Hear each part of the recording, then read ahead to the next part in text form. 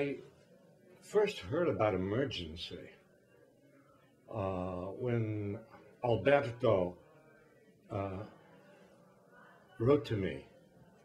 Alberto Colombi wrote to me and uh, told me that he was an Italian living here in Pittsburgh, and that he was a friend of Gino Strada, who had written this book, Green Parrots. I'd never heard of Gino Strada. I'd never heard of the book. But he said, told me a little about the book. He said that Gino Strada is a great surgeon who's been for 10, 15 years been doing this amazing job of curing people, helping people in all of the war-torn areas of the world. And this is his diary, and a war surgeon's diary. And would I write an introduction to the English edition of this book, which had sold thousands and thousands of copies in Europe, was very well known in Europe, but not known at all in the United States. Well, so I saw a manuscript of the book, and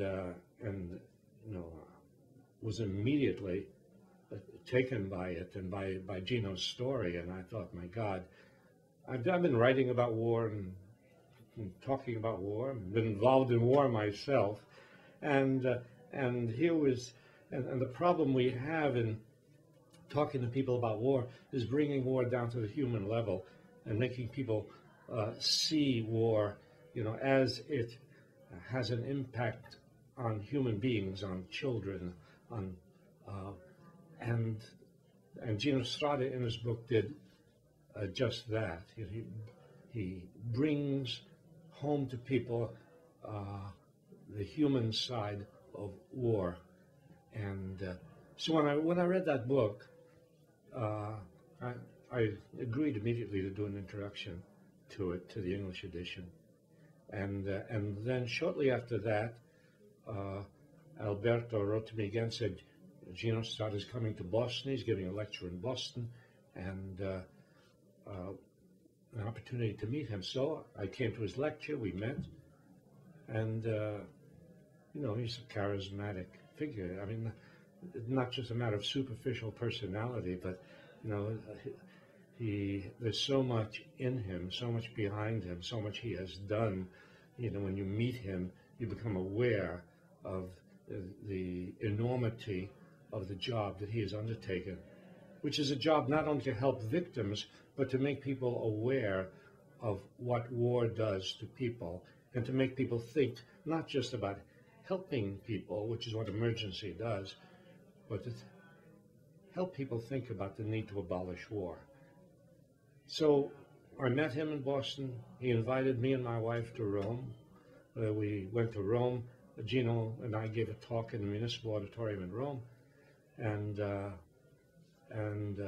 he, at a certain point, he took us to Milan, to the headquarters of emergency. I mean, once you become involved with emergency, you don't become uninvolved.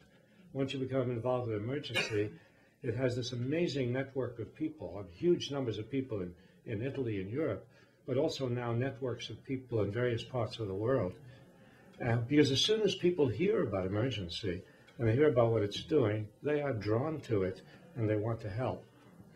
So I've been involved as much as I can with emergency, ever since.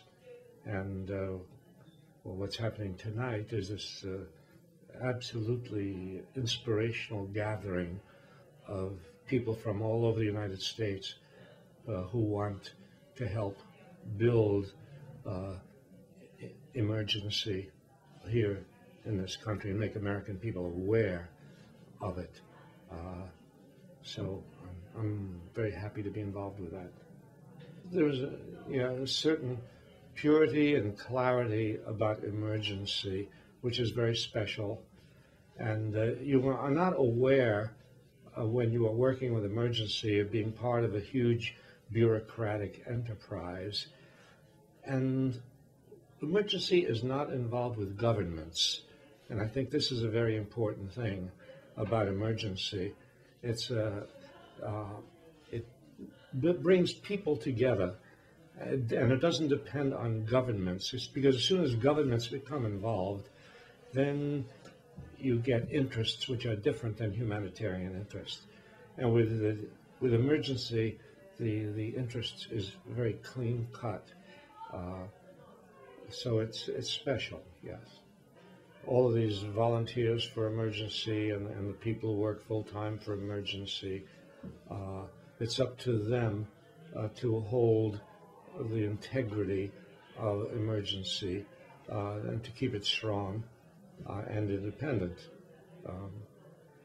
This new cardiac center in Sudan is sort of an example of a philosophy of emergency and Gino's own way of thinking, because it startles people to hear that in this presumably backward area of the world, this totally ultra-modern hospital, this cardiology center, with all the latest equipment is being built for people who are poverty-stricken.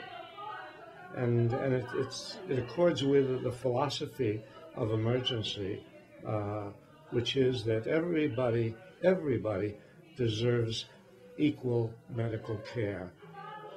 You don't just give poorer medical care to poor countries and better medical care to advanced countries. And so to build such a center in Sudan is a kind of statement of how things should be in the world. Very often people ask, confronted by war, confronted by the horrors that are going on in the world, confronted by Iraq and Afghanistan and what's happening in Africa, people very often feel helpless and powerless and ask, what can I do? And what emergency does, I think it gives people an opportunity to do something very concrete and very specific.